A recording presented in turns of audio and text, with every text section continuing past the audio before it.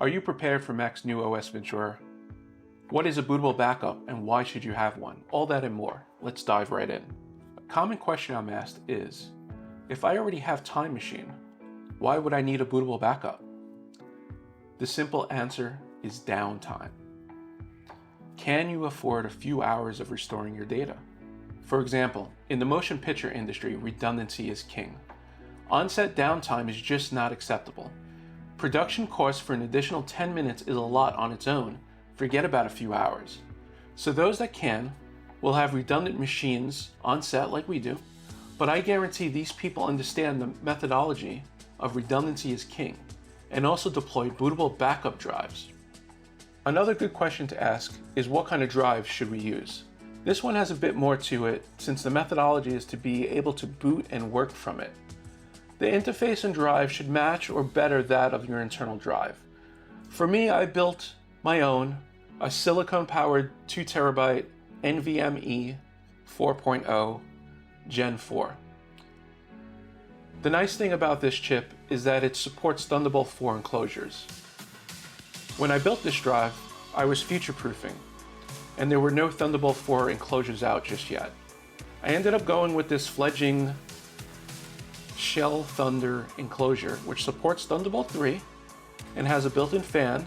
Then, the geek that I am, I went a step further and replaced the lid with one that I made to include an Apple AirTag into it to help prevent me from leaving it behind. What software should we use? Well, there's a good two ones that I've been using for nearly 2 decades. SuperDuper was my first go-to while I was working at an international photography agency. There I was deploying it to all our editing stations. Over the last 10 years, I moved over to Carbon Copy Cloner and haven't looked back, deploying it to all our DIT machines, which now don't go to set without it. We won't go into Linux in this video, but Clonezilla is the gold standard here. Let me know down in the comments if this is something you would like to learn more about. Now that we got that out of the way, let's dive into OS X and get to backing things up. So the first thing we want to do is jump over to the browser and download Carbon Copy Cloner.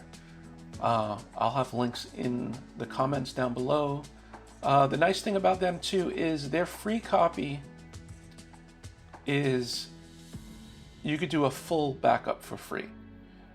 You pay for their smart backup, which is kind of an incremental backup, which is nice, but for straight backing up, full backups, the free version works on both sides. So we could download that. The install is very straightforward. They show you right on their page. Download, unzip, drag to the applications folder, and you're good. But before we even want to dive into that, we want to pull up Disk Utility. Right, and we're gonna plug our drive in. Plugging it in. Let's wait a moment for it to mount.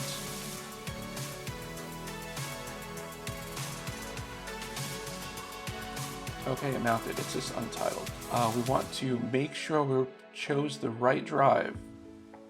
We don't want to click the wrong one by accident. So for me, it's this untitled.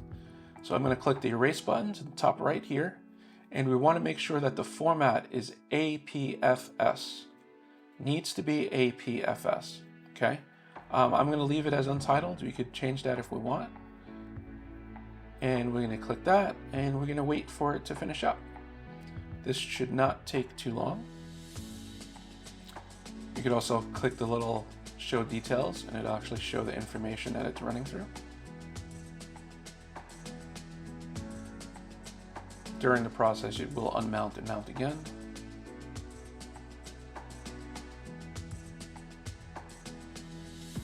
And it's done. So we have the drive here. Okay, perfect. So that's all we need from Disk Utility.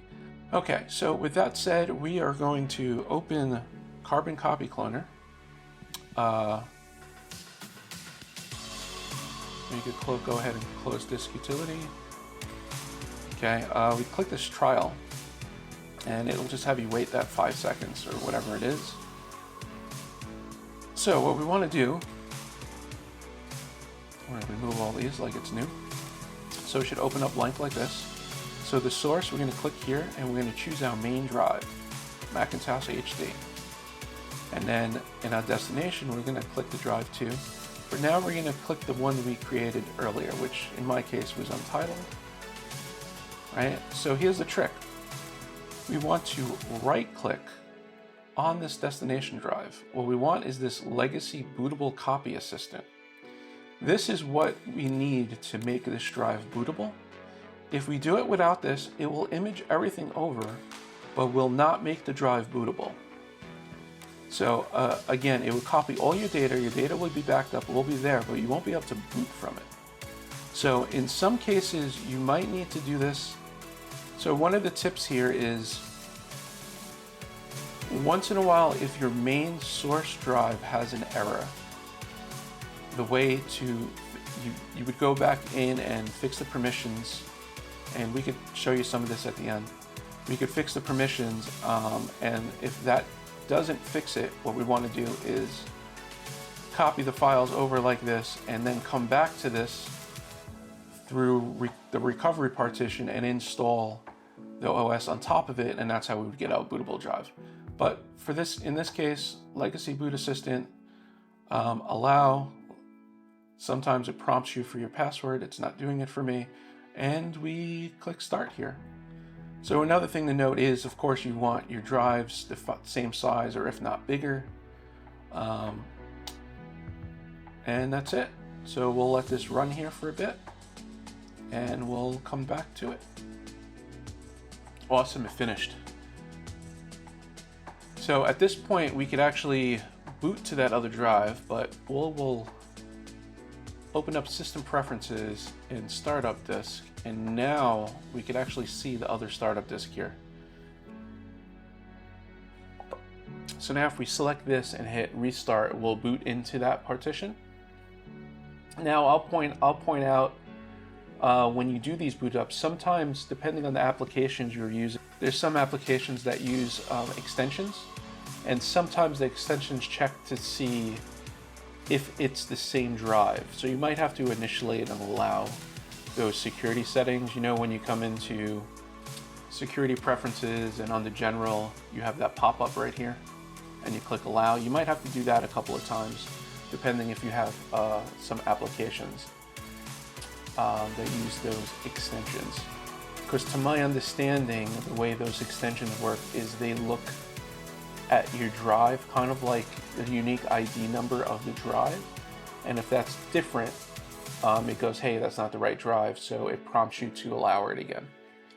So that's one of the things. So when you boot, and that's only the very first time you boot to that drive. That's gonna kill my screen recording right now, so I'm not going to reboot on this machine. So with the newer Macs, with the fingerprint reader button, we hold that down for a couple of seconds during boot. You continue to hold it, and that will get you into the recovery mode. So once we're in here, we click this options button, click OK.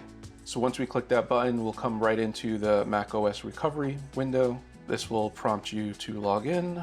Okay, so this is the recovery window. So like I was saying, a couple of issues that I've run into when they made the move to Monterey was if your source drive becomes corrupted, even the very little tiny itty bit, the way the Mac is made to make a bootable image of that, it won't let it. It'll come up with errors. There's a couple of things to do. So the first thing you would want to do is boot into recovery mode like we did. Go to disk utility. Once disk utility comes up, we could see our internal drive on the left-hand side. We can open that up, but we don't see all the inside containers. So what we want to do is go up to that view and click show all devices. And then look, boom, they all open up.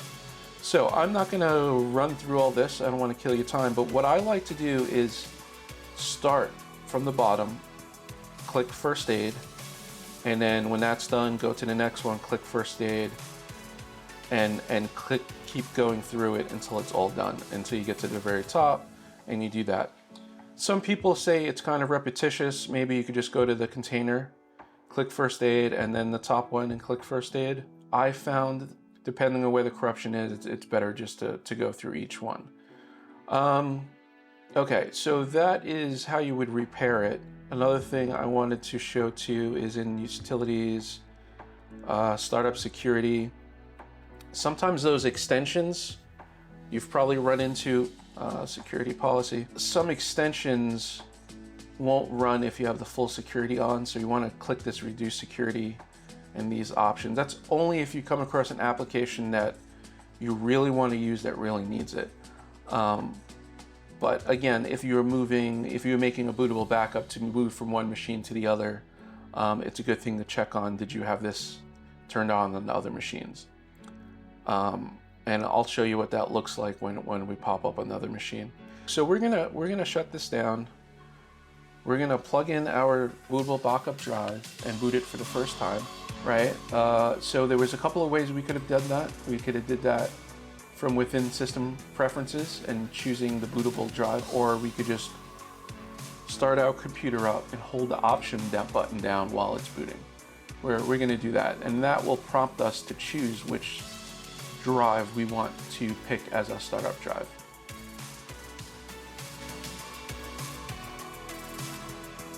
Okay, the iCloud stuff, we expected to see that. We're gonna click that later. I'm not gonna do that right now, and we have everything popping up because it's our first time in here. So this security and preferences thing is the one we want to pay attention to.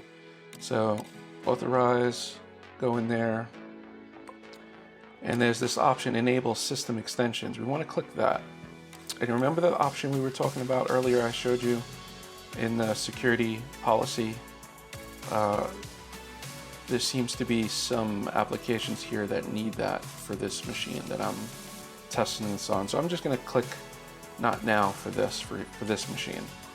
So from this point you have a bootable backup. Once you run through this the first time, you should be golden.